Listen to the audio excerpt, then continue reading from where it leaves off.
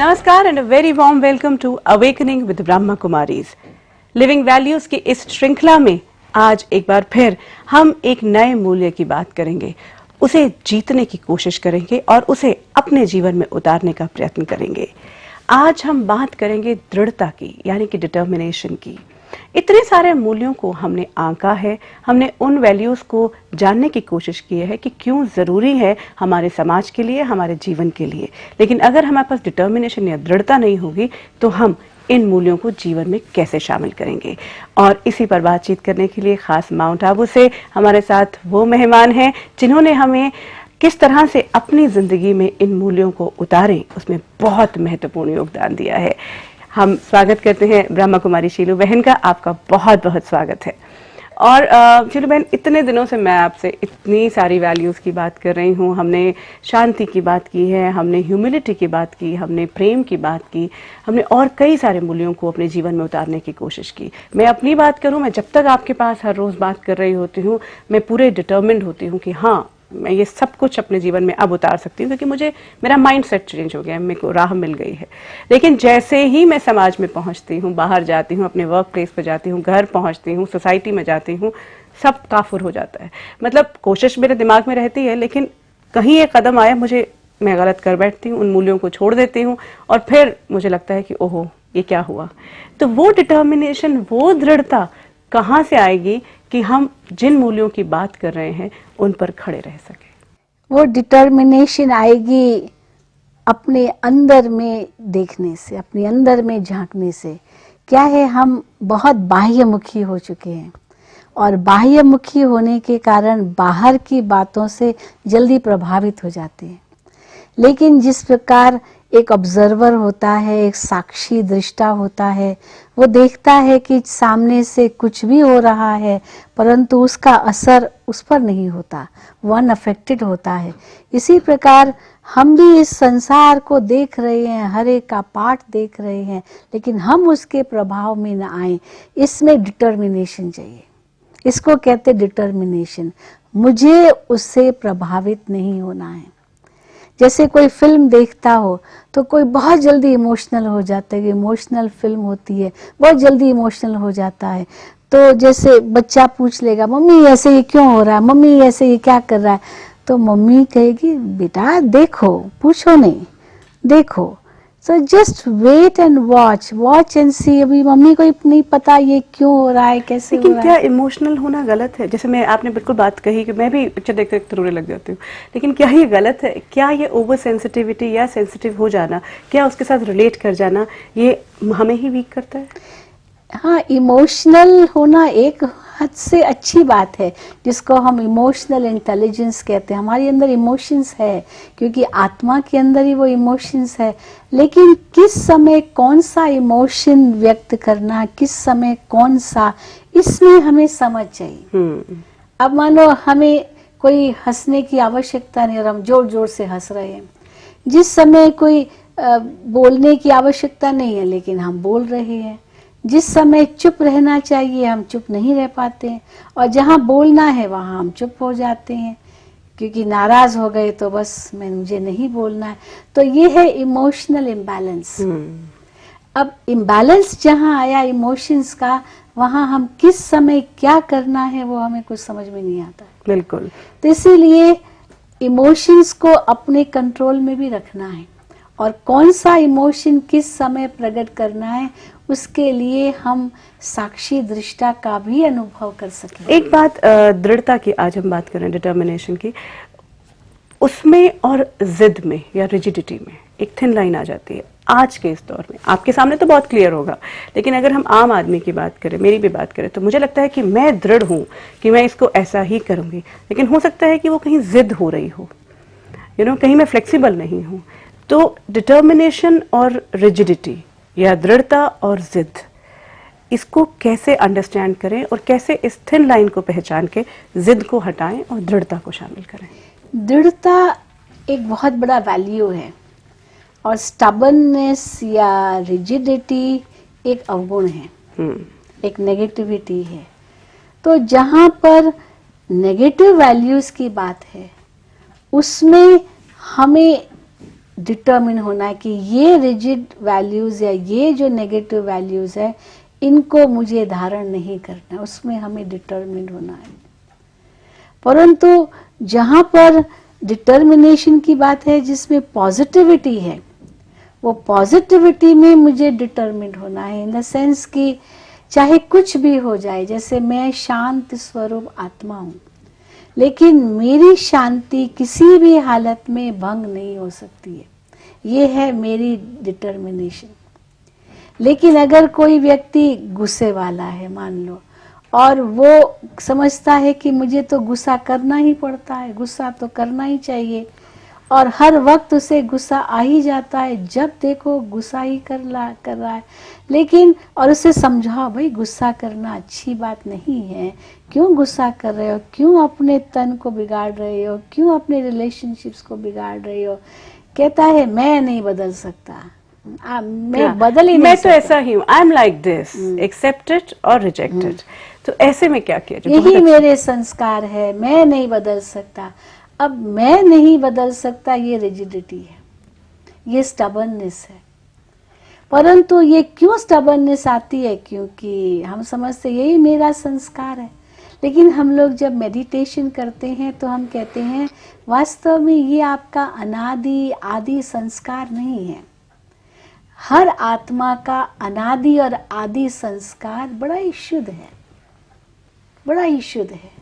जैसे एक सच्चा सोना होता है, वो सच्चा सोना माना 24 कैरेट गोल्ड, उसमें खाद मिलाई जाती है, फिर वो खाद निकाली भी जा सकती है, तो असली स्वरूप में तो वो शुद्ध सोना है। तो इसी प्रकार हम आत्माएं भी अपने असली स्वरूप में तो बहुत ही शुद्ध हैं। लेकिन संस्कार आपने कहा कि उनका संस्कार माने क्या? संस्कार का क्या? नहीं, संस्कार माना कई जन्मों के कर्म, प्रारब्ध। हाँ, प्रारब्ध जिसको कहते हैं। तो वो जो कई जन्मों के कर्मों की जो प्रारब्ध रूप में हम अभी अनुभव कर रहे हैं, वो संस्कार बन गए। जैसे हम कोई कर्म बार बार करते, वो संस्कार कहलाता है, वो एक हैबिट बन जाता है। और कई बार हम आदत से मजबूर हो जाते हैं, न चाहते हुए भी वो हम कर लेते हैं। फिर हम कहते हैं हम क्या करें, आई कांट चेंज। और कई बार स्टबन हो जाते ये सोच करके यही ठीक है मेरे लिए। अच्छा, और कई बार तो ऐसा भी देखा गया है कि जिद हमने पकड़ ली, हम जिसको हम डिटर्मिनेशन माने कि I am determined, I will do like this, लेकिन मुझे बाद में रियलाइज हुआ कि मैं गलत हूँ। उसके बावजूद भी क्योंकि मैं कह चुकी हूँ तो मैं उससे पीछे नहीं हटूंगी। वो तो और भी शायद खराब स्टेज आ जाती है। उसको हैंडल कैसे करें? अपने एक्सेप्ट करना कि मैं गलत थी, ये एक्सेप्टेंस कैसे आ सकती है? यानी जिसके लिए अभी ह्यूमिलिटी की बात हमने एक मीटिंग में की, तो उसके लिए फिर हम्बल बनना पड़े, उसके लिए हमें क्षमा भी मांगनी पड़े। अगर क्षमा भी हम मांग लेते हैं तो इसमें कोई बुराई नहीं है। अगर मेरे अंदर ईगो है तो मैं कहूंगी मैं क्यों क्षमा मांगू, परंतु अगर मैं हम्बल हूँ तो मैं खुद ही क्षमा जाकर के मांगूंगी कि भी हाँ ये मेरी गलती हो गई। कई बार गलती होती है लेकिन हम क्षमा नहीं मांगते हैं, हम नहीं बताते हैं, तो हमारी स्ट्रेस बढ़ जाती है। हम अपनी स्ट्रेस को बढ़ा रहे हैं और अपने शरीर पर ही उसका दुष्प्रभाव डाल रहे हैं। तो ये समझदारी होगी कि वो बात को हल्का करने लिए एक बार सॉरी कह दिया और क्षमा मांग करके फिर अपने आप को बदल देना चाहिए। तो डिटर्मिनेशन का मतलब है कि अपने अंदर ऐसी दृढ़ता लाना कि मुझे जरूर बदलना है। This is called determination. कोई मुझे बार बार कहता है और मैं उस जिद पर आ जाऊं कि नहीं मैं तो नहीं बदल सकता, ये मेरी कमजोरी, क्यों नहीं बदल सकता हूँ? आज हर चीज बदल सकती है, हर दुनिया तो है ही परिवर्तनशील, इस संसार में सब कुछ परिवर्तित होता है, तो मैं क्यों नहीं बदल सकता? और अपनी नेगेटिविटी को बदलना की डिटर्मिनेशन जो है जरूर, लेकिन क्या उसके लिए लक्ष्य चाहिए? अब लक्ष्य ही नहीं है। जैसे एक बच्चे के अंदर लक्ष्य ही नहीं है कि मुझे अच्छे मार्क्स लेने हैं, मुझे अच्छा पढ़ना है, मुझे अच्छा स्टैंडर्ड लाना है अपना, या जो कुछ भी, अगर एक दृढ़ता हो तो वो अपना समय श्वास शक्ति बर्बाद नहीं करेगा, पर लक्ष्य ही नहीं है। बिल्कुल। तो उस प्रकार लक्षण भी नहीं आते। कोई भी कार्य करने के पहले हमें उसके लिए लक्ष्य चाहिए, हमें करना क्या है, और फिर उस लक्ष्य के मुताबिक हमें वो लक्षण आएंगे। अब मुझे फर्स्ट आना है, ये मेरा अंदर डिटर्मिनेशन है, तो फर्स्ट आना है तो उस डिटर्मिनेशन के अंदर मैं पढ़ाई करूँगा। लेकिन अगर मैं कहती हूँ मैं तो कभी फर्स्ट आ ही नहीं सकती, मैं तो कभी मार्क्स ले ही नहीं सकती, मैं तो ये नहीं कर सकती, तो वो जो नेगेटिव थिंकिंग मेरे अंदर आ जाती है ना, इसी के आधार पर मैं वो डिटर्मिनेशन लाई नहीं बिल्कुल, पाती। और वो कहीं एनर्जी लेवल ही लो होना शुरू हो जाता है। बिल्कुल। फिर हम उसमें क्या एक विजन क्रिएट करते हैं कि देखो मैं हर वक्त फेल ही हुई हूँ, मैं तो कभी पास हुई ही नहीं हूँ, तो वो डिटर्मिनेशन कहाँ से आएगा? तो डिटर्मिनेशन पहले अंदर से आना चाहिए, in the form of that strong thought कि मुझे पास होना ही है, मुझे फर्स्ट आना ही है। ये जो अंदर से एक दृढ़ता आ जाएगी ना, उससे शक्ति भी आ जाएगी और वो कन्वर्ट हो जाएगी फिर पॉजिटिव एनर्जी में, और सही रास्ते पे आप काम करने लग जाएंगे। बहुत सुंदर आपने बात कही शीलू बहन की, डिटर्मिनेशन को अपने अंदर से ही जागृत करना है और एक लक्ष्य साध कर। लेकिन डीप विद इन अगर हम डिटर्मिनेशन या दृढ़ता को एक वैल्यू के रूप में देखें तो क्या है वो, क्या it is like self confidence. Determination is like self confidence. I have confidence in myself. कई इसके ऊपर कहानियां सुनाते हैं। एक कहानी बताते हैं कि एक राजा था, उसने अपने राज्य में ऐलान किया, उसके पास एक बहुत बड़ा पत्थर था, उस पत्थर के लिए ऐलान किया कि जो इस पत्थर को एक धक से तोड़ेगा मैं उसको अपना आधा राज्य दूंगा। एक ऐलान किया। अब कई लोग आए, बड़े बड़े धुरंधर लोग, बड़े मसलमैन, और सोचा कि एक धक से हम तोड़ेंगे, लेकिन कोई नहीं तोड़ सका। आखिर एक दुबला पतला सा व्यक्ति आया, बहुत दुबला पतला सा, ऐसे लगता था जैसे इसमें तो जान ही नहीं है। तो राजा ने सोचा ये क्या तोड़ेगा, लेकिन उसने कहा कि मेरी भी एक शर्त है, वो शर्त आपको मंजूर हो तो मैं अवश्य तोड़ूंगा। तो उसने कहा अच्छा आपकी शर्त क्या है, राजा ने पूछा। तो उस व्यक्ति ने कहा मेरी शर्त है कि एक व्यक्ति मेरे कान में कुछ कहेगा, वो केवल कहने का काम करेगा, तोड़ूंगा मैं। अगर ये शर्त आपको मंजूर है तो मैं तैयार हूँ। तो राजा ने कहा मुझे ये शर्त मंजूर है, मेरी तो इतनी शर्त है कि एक धक से कोई तोड़े। तो सचमुच जैसे वो व्यक्ति सामने आया, उस पत्थर के हथौड़ा हाथ में उठाया, तो दूसरे व्यक्ति ने उसके कान में कुछ कहा, और जैसे वो कहता गया, इसके अंदर हिम्मत आ गई, बहुत शक्ति आ गई, और उस एक धक से उसने तोड़ दिया।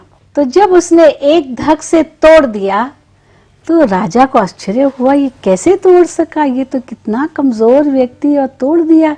तो राजा ने उससे पूछा कि इसने आपको कान में क्या कहा, ऐसा कोई मंत्र कहा, क्योंकि वो मंत्र में शक्ति है ऐसे हम सुनते आए हैं। तो कौन सा मंत्र कहा जितनी शक्ति आपको आ गई? तो उस व्यक्ति ने कहा देखो मैं राजपूत हूँ, और ये व्यक्ति मुझे कान में कह रहा था याद रखो तुम राजपूत हो, राजपूत कभी हार नहीं खा सकता है, राजपूत सदा ही विजयी रहता है, तुम्हारे पिता ने कभी हार नहीं खाई, तुम्हारे दादा ने कभी हार नहीं खाई, तुम्हारे परदादा ने कभी हार नहीं खाई, तुम जीतने वाले हो, तुम जीतने वाले हो, तुम हार नहीं खा सकते। बस वही मुझे कान में कहता गया, तो मुझे इतनी शक्ति आ गई जो मैंने बहुत एक धक से तोड़ दिया। तो यही मुझे कहा, यही मंत्र है। हम लोग भी यही कहते हैं। मंत्र का अर्थ क्या है? मंत्र माना मंत्रणा, मन को बुद्धि के द्वारा एक संकल्प देना, एक दृढ़ता का संकल्प देना, और वो संकल्प देने से अंतर से शक्ति आ जाती है। तो जब हम सेल्फ कॉन्फिडेंस की बात करते हैं, आत्मविश्वास की बात करते हैं, वो शक्ति भी भीतर से आती है। बिल्कुल, और बात वही आ जाती है शीलू बहन, कहा भी गया है कि सपना तब सच्चा होता है जब संकल्प पक्का होता है। तो अगर हमने कुछ सपने भी देखे हैं तो उसके लिए भी हम संकल्प करते हैं। अगर आज हम उन मूल्यों की तरफ बढ़ना चाहते हैं, दृढ़ता की, जैसे आपने बात की, हम मूल में गए कि दृढ़ता या डिटर्मिनेशन जो है उसका मूल क्या है, मतलब कैसे हम समझें कि कैसे उस डिटर्मिनेशन को अपनी जिंदगी में उतारना है। तो सभी मूल्यों पर खरा उतरने के लिए, सही रास्ते पर चलने के लिए वो दृढ़ता बहुत जरूरी नजर आती है। लेकिन बात फिर वहीं आ जाती है कि प्रैक्टिकली इतना आसान नहीं होता है कि सारे जितने सारी अट्रैक्शंस हैं या जितना सब कुछ हमारे आसपास हो रहा है उससे बच के हम डिटर्मिन या संकल्प लेके अपने आप को डिटर्मिनेशन के साथ आगे बढ़ते जाएं, उसको कॉम्बैट कैसे नहीं, तो जैसे देखिए पहले ज़माने में योद्धा होते थे ना, तो युद्ध करने के लिए उनके हाथ में एक तलवार होती थी और फिर डिफेंस के लिए एक ढाल होती थी और एक आर्मर पहनते थे, वो भी डिफेंस के लिए होता था, कवच। तो जिसको कवच कहते, तो हाथ में तलवार जिससे अटैक करते थे और दूसरे हाथ में ढाल और कवच पहनकर वे युद्ध के मैदान में जाते थे। तो सामने से कोई दुश्मन वार करता था, अब वो देखता था इसमें हमें डिफेंसिव होना है या अटैक करना है। जब बहुत नज़दीक आ जाता था तो डिफेंस ही सबसे अच्छा माध्यम था, जहाँ थोड़ा सा दूर है तो अटैक करना होता है। तो इसी प्रकार डिटर्मिनेशन माना एक अंदर में एक परख शक्ति और निर्णय शक्ति, आदि मध्य अंत सोच करके, जिसमें हम ये देखते हैं कि वैल्यूज को हम महत्व दे रहे हैं, तो कुछ भी हो जाए मुझे पीछे हटना नहीं है। परंतु हम जो कुछ भी करें अपने वैल्यूज की कीमत पर नहीं। तो डिटर्मिनेशन माना अपने वैल्यूज को महत्व देते हुए मुझे वो कार्य करना है। जैसे जहां मेरे चरित्र की बात आती है, मुझे कुछ भी करना पड़े, मरना पड़े, लेकिन मैं अपने चरित्र को नहीं दूंगी, ये डिटर्मिनेशन है। और जहां पर बताए कोई व्यक्ति है, चलो लेट गो, छोड़ दो, सहजता है, तो वहां पर हमें जिद नहीं करना है कि ये ऐसे क्यों कर रहा है। तो determination is a very positive attitude. उसमें हमें लक्ष्य सामने रखना है कि मुझे इस मंजिल तक पहुंचना ही है। अब मुझे ये सीढ़ी चढ़नी है, ऊपर तक पहुंचना, और पहले ही मैं कह दूं मैं तो नहीं कर सकती, मेरी टांगे तो नहीं चलती है, मैं तो नहीं पहुंच पाऊंगी, तो शक्ति खत्म हो जाएगी। लेकिन अगर मैं ये संकल्प करती हूँ नहीं मैं जरूर कर सकती हूँ, क्यों नहीं कर सकती हूँ, अवश्य हो जाएगा, देखो कैसे करती हो, शक्ति भी आ जाएगी। हम गीता में मिसाल देते, अर्जुन कहे मैं तो नहीं लड़ूंगा, ये मेरे मामा चाचा काका, मैं कैसे मारूं, मैं ये कैसे करूं, ये इनको ये तो बड़ा पाप हो जाएगा। अब भगवान उसको कह रहे हैं लड़ो, आगे बढ़ो, तीर कमान चलाओ, कि मैं तो नहीं कर सकता। लेकिन जब भगवान ने उसको वो आध्यात्मिक ज्ञान दिया कि तुम कौन हो, पहचानो अपने आप को, तुम क्षत्रिय हो, ये तुम्हारा कर्तव्य है, विजय तुम्हारे सामने निश्चित है, ये सब मरे पड़े हैं, तुम्हें ये भगवान कह रहा है। तो जब उसे ये समझ आई तब डिटर्मिनेशन आया, हाँ मैं कर सकता हूँ, हाँ अब मेरा ये मोह नष्ट हुआ है, अब मुझे स्मृति आई है, अब मैं करने लिए तैयार हूँ। तो उसमें डिटर्मिनेशन तब तक नहीं आई जब तक वो अपने आप को समझ ही नहीं पाया कि वो है कौन, आत्मज्ञान की जो बात न आत्मज्ञान था न परमात्मा ज्ञान था, वो तो मोह में फंसा हुआ था, न अपने कर्तव्य को समझ पा रहा था, न उसके आगे भविष्य स्पष्ट था, बिल्कुल ऐसे असमंजस में था, इसीलिए वो कुछ भी नहीं कर पा रहा था। लेकिन जब उसको वो समझ भगवान ने दी तब उसके अंदर में दृढ़ता आई और उस दृढ़ता के आधार पर उसने तीर कमान चलाया। बहुत सुंदर आपने बात कही बहन कि जब डिटर्मिनेशन थी, दृढ़ता थी, तो सही मूल्यों पर चल के अपने कर्तव्य को समझ के अर्जुन भी युद्ध कर पाए और महाभारत का एक जीत जो हुई। लेकिन आज के इस दौर में अगर हम देखते हैं तो मुझ में अगर डिटर्मिनेशन है कि मैं ये गलत रास्ते पर नहीं चलूंगी और अपने मूल्यों पर ही खड़ी रहूंगी, लेकिन पीयर प्रेशर पड़ना शुरू हो जाता है। मेरे साथ के लोग हैं या जितने भी लोग, अरे तुम स्मोक नहीं करते हो, अरे तुम ड्रिंक, लड़कों की बात भी करते हो कि स्मोक नहीं कर रहे हो, तुम ड्रिंक नहीं कर रहे हो, तुम पार्टी में कैसे आओगे, तो वो तब ऐसे में वो डिटर्मिनेशन कैसे कायम रह सकती है जब चारों तरफ का प्रेशर है। उसमें ऐसे लगने लगता है कि आप एक अलग हैं, आप कहीं सोसाइटी से अलग हो गए हैं, जब सब लोग वही काम कर रहे हैं। उस पीयर प्रेशर से अपने आप को कैसे बचाएं? बस यही हमें समझना है, जहाँ नेगेटिव इन्फ्लुएंस है वो नेगेटिव इन्फ्लुएंस तो मुझ पर बहुत जल्दी आ जाता है, मैं जल्दी प्रभावित हो जाता हूँ उस नेगेटिविटी से। तो अगर किसी की नेगेटिविटी मुझ पर इतना प्रभाव डाल सकती है तो मेरी पॉजिटिविटी दूसरे पर मेरा प्रभाव क्यों नहीं डाल सकती है? नेगेटिव का प्रभाव क्या ज्यादा पावरफुल है या पॉजिटिव का प्रभाव ज्यादा पावरफुल है? लेकिन नेगेटिव का प्रभाव ज्यादा आसान तो है। ये बात तो है कि हम आसानी से नेगेटिविटी में बह जाते हैं। मतलब बहुत उसमें अगेन दृढ़ता शायद ज़्यादा मायने रखती है कि मैं कितनी दृढ़ हूँ। लेकिन ये तो देखा गया है शीरू बहन कि जो भी नेगेटिव होता है सोसाइटी में वो बहुत आसान हो जाता है, बहुत हाँ, अच्छा भी लगने लगता है, आकर्षक लगता है। ये तो सही है, क्योंकि जैसे ना गिरना बहुत आसान है, कोई भी बुरी आदत अपनाना बहुत सहज है अपनाना, लेकिन वो बुरी आदत को छोड़ना उसमें मेहनत है। जैसे गिरना आसान है, चढ़ना तो मुश्किल है। हाँफ जाएंगे आप हाँ, चढ़ते चढ़ते। सांस भी भारी होता है, हाँफ जाते हैं, और उतरना तो बड़ा सहज है।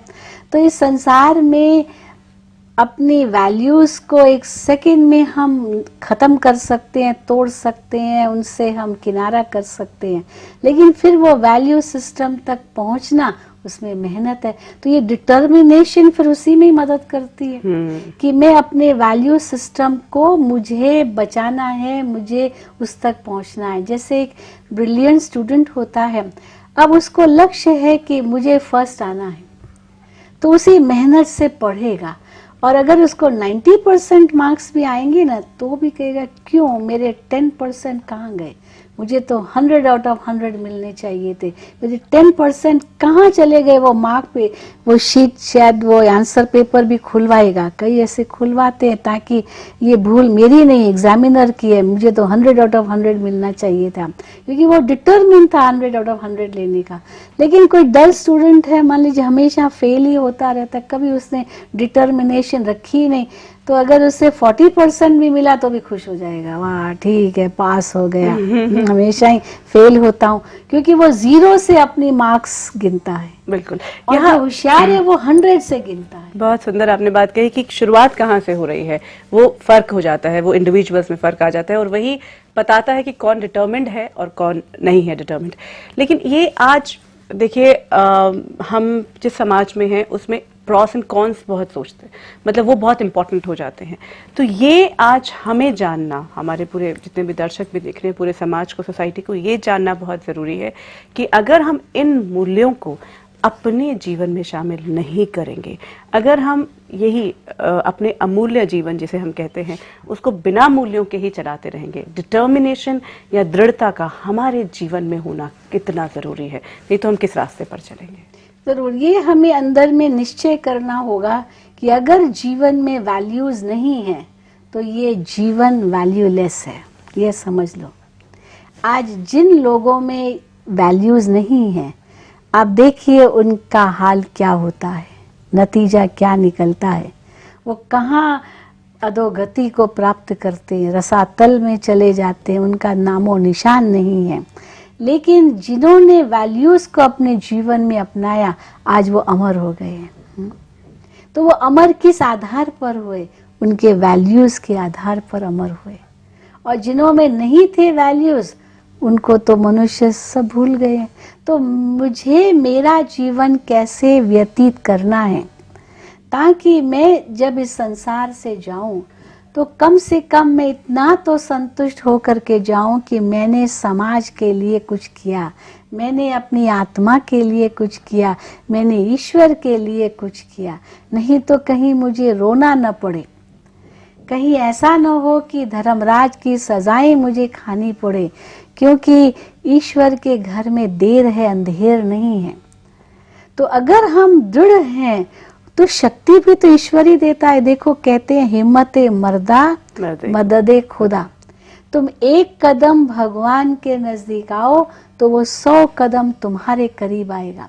अब कई लोग इतने हिम्मतहीन होते हैं, जरा भी उनमें वो डिटर्मिनेशन वो नहीं है, तो क्या कहेंगे, हे भगवान हिम्मत भी तुम ही दो, मदद तो करो ही, मदद तो मांगते ही हैं, लेकिन हिम्मत भी ईश्वर से ही मांगते हैं। भगवान कहते हैं हिम्मत तो खुद रखो। बिल्कुल, और जैसे ये भी कहते हैं कि भगवान भी उन्हीं की मदद करते हैं जो पहले खुद अपनी मदद तो करना चाहते हैं। God helps those who help themselves.